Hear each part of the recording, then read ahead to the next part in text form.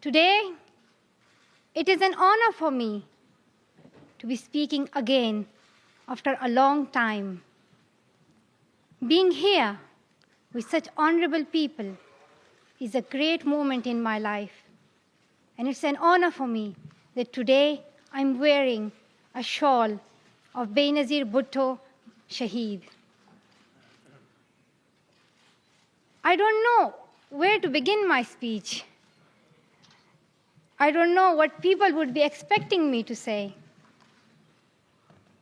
But first of all, thank you to God, for whom we all are equal. And thank you to every person who has prayed for my fast recovery and a new life. I cannot believe how much love people have shown me. I have received thousands of good wish cards and gifts from all over the world. Thank you to all of them. Thank you to the children whose innocent words encouraged me. Thank you to my elders whose prayers strengthened me. I would like to thank my nurses, doctors, and the staff of the hospitals in Pakistan, in the UK, in the UAE government, who have helped me to get better and recover my strength.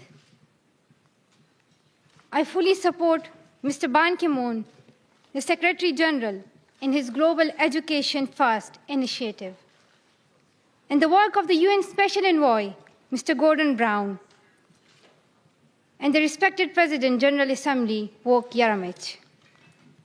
I thank all of them for their leadership that they continue to give. They continue to inspire all of us to action. Dear brothers and sisters, do remember one thing. Malala Day is not my day. Today is the day of every woman, every boy, and every girl who have raised their voice for their rights. There are hundreds of human rights activists and social workers who are not only speaking for their rights, but who are struggling to achieve their goal of peace, education, and equality.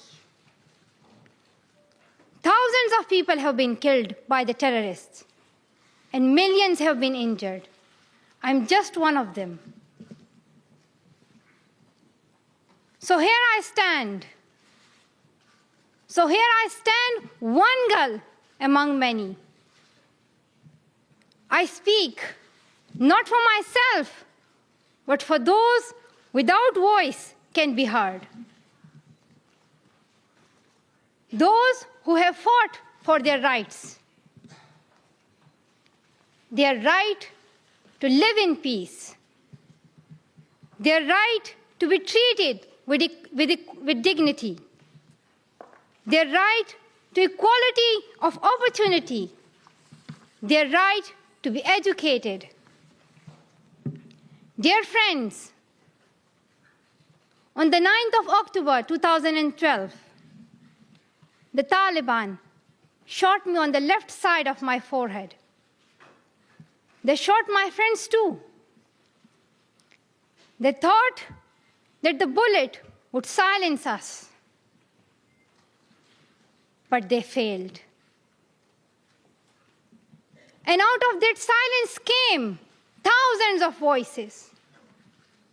The terrorists thought that they would change my aims and stop my ambitions. But nothing changed in my life except this. Weakness, fear, and hopelessness died. Strength, power, and courage was born.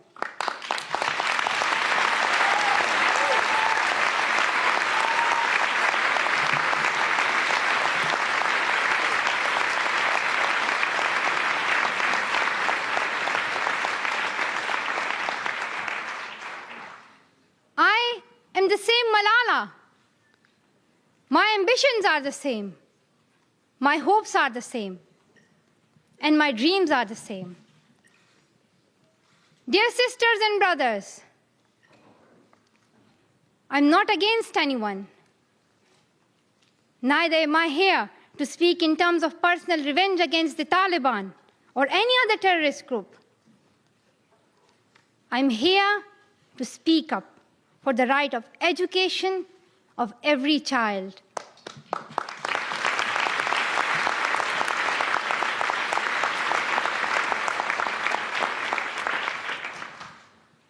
I want education for the sons and daughters of the Taliban and all the terrorists and extremists. I do not even hate the Talib who shot me. Even if there is a gun in my hand and he stands in front of me, I would not shoot him. This is the compassion that I have learned from Muhammad, the Prophet of Mercy, and Jesus Christ and Lord Buddha. This is the legacy of change that I have inherited from Martin Luther King, Nelson Mandela, and Muhammad Ali Jinnah. This is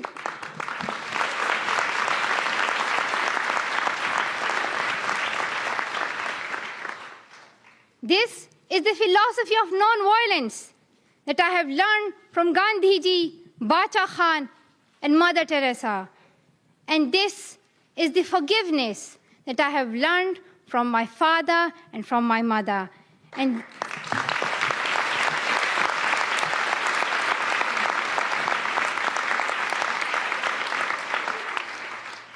this is what my soul is telling me. Be peaceful and love everyone. Dear sisters and brothers, we realize the importance of light when we see darkness. We realize the importance of our voice when we are silenced. In the same way, when we were in Swat, the north of Pakistan, we realized the importance of pens and books when we saw the guns. The wise saying, "The pen is mightier than sword," was true. The extremists were and they are afraid of books and pens. The power of education frightens them. They are afraid of women. The power of the voice of women frightens them. And that is why they killed 14 innocent students in the recent attack in Quetta.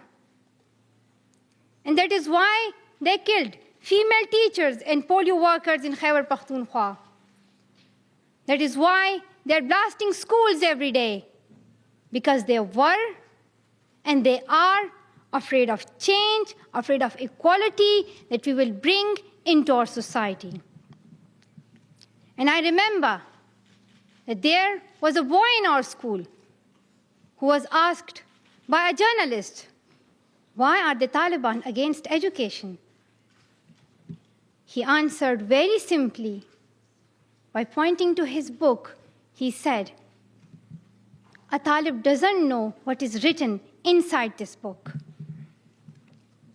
They think that God is a tiny little conservative being who would send girls to the hell just because of going to school. The terrorists are misusing the name of Islam and Pashtun society for their own personal benefits.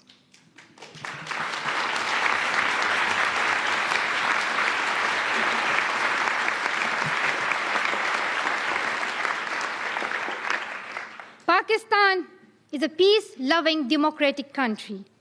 Pashtuns want education for their daughters and sons. And Islam is a religion of peace, humanity, and brotherhood. Islam says it's not only each child's right to get education, rather it's their duty and responsibility. Honorable Secretary General, peace is necessary for education. In many parts of the world, especially Pakistan and Afghanistan, terrorism, wars, and conflicts stop children to go to their schools. We are really tired of these wars. Women and children are suffering in many ways in many parts of the world. In India, innocent and poor children are victims of child labor. Many schools have been destroyed in Nigeria. People in Afghanistan have been affected by the hurdles of extremism for decades. Young girls have to do domestic child labor and are forced to get married at early age.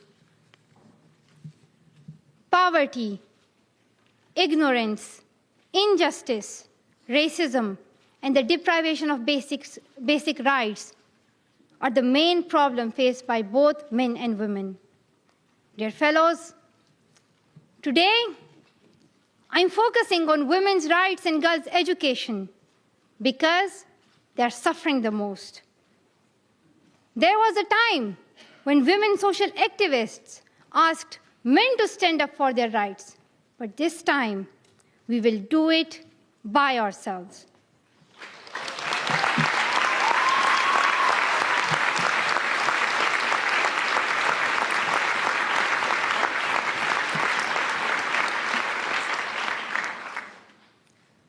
I'm not telling men to step away from speaking for women's rights. Rather, I'm focusing on women to be independent, to fight for themselves. So, dear sisters and brothers, now it's time to speak up. So today, we call upon the world leaders to change their strategic policies in favor of peace and prosperity.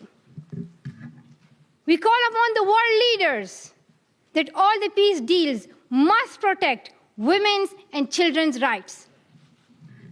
A deal that goes against the rights of women is unacceptable.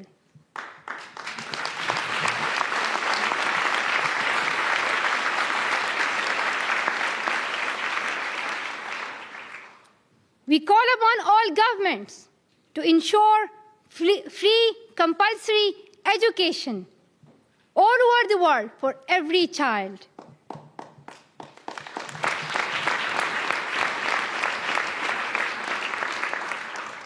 We call upon all the governments to fight against terrorism and violence, to protect children from brutality and harm. We call upon the developed nations to support the expansion of educational opportunities for girls in the developing world. We call upon all the communities to be tolerant, to reject prejudice based on caste, creed, sect, color, religion, or gender, to ensure freedom and equality for women so that they can flourish. We cannot all succeed when half of us are held back.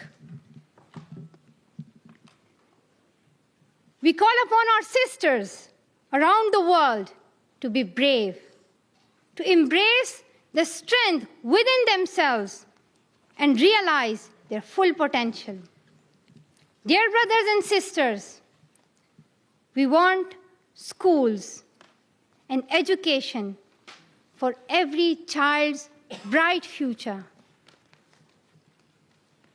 We will continue our journey to our destination of peace and education. No one can stop us. We will speak up for our rights, and we will bring change through our voice. We believe in the power and the strength of our words. Our words can change the whole world because we are all together, united for the cause of education.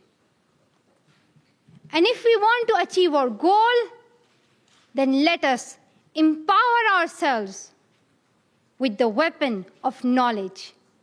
And let us shield ourselves with unity and togetherness.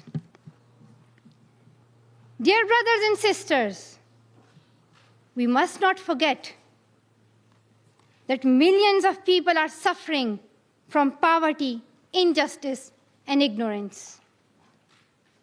We must not forget that millions of children are out of their schools. We must not forget that our sisters and brothers are waiting for a bright, peaceful future. So let us wage a global struggle against illiteracy, poverty, and terrorism. Let us pick up our books and our pens. They are our most powerful weapons.